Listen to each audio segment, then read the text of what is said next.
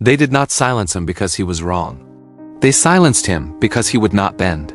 This story will hurt because it is not about a machine. It is about a man in a small town in Ohio. In the quiet town of Cedar Ridge, near Columbus, lived a man named Daniel Brooks. Daniel wasn't famous. He wasn't rich. He was just honest. He worked at a local warehouse just outside Cleveland Avenue.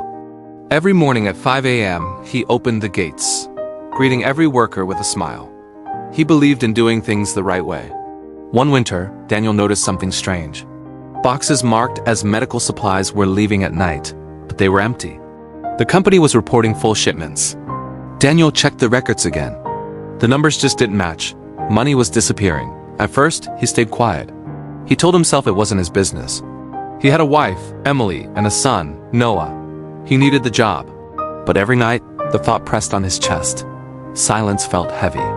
One day, he spoke to his manager, Mr. Clark. Mr. Clark smiled, but it was a smile without warmth.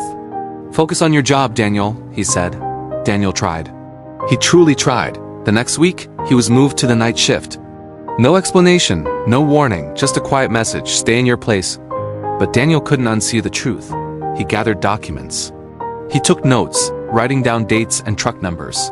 He told himself he was protecting the company, that honesty would win. One Friday evening, he sent an email to corporate headquarters in Chicago. He attached the proof. Then, he waited. 3 days later, he was called into the office. Two men in suits were waiting. They weren't smiling. "Why are you creating problems?" One asked. Daniel's hands shook. "I just told the truth," he replied. The room felt smaller. The air felt thin. "You misunderstood the situation," the second man said calmly. Daniel nodded slowly. Maybe he had misunderstood. Maybe he had made a mistake.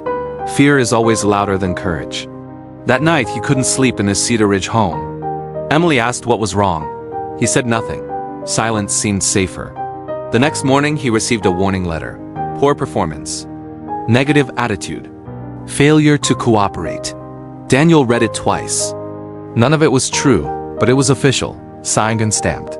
From that day on, coworkers avoided him. Lunch tables grew quiet when he sat down. Smiles faded. Someone had decided he was a problem. And when someone decides that, they don't need facts. They create them.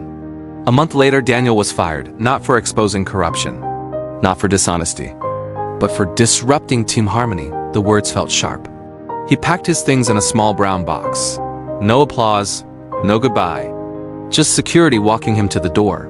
Outside, the cold Ohio wind hit his face. For a moment, he questioned everything.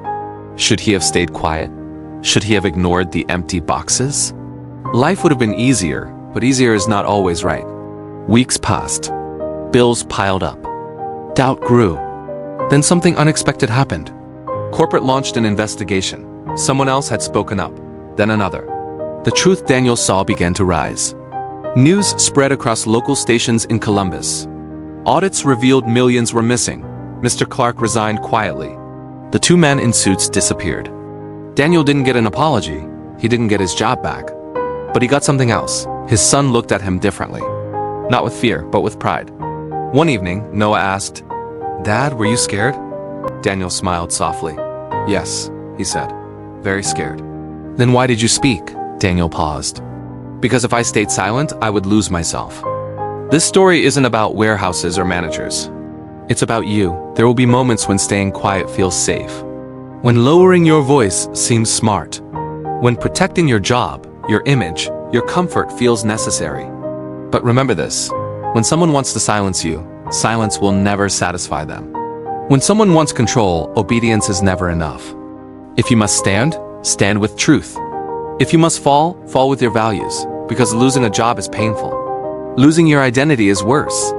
And sometimes, even if speaking costs you everything, it saves the one thing that matters most, your self-respect. Thank you for listening. If this story resonated with you, please share it and subscribe for more.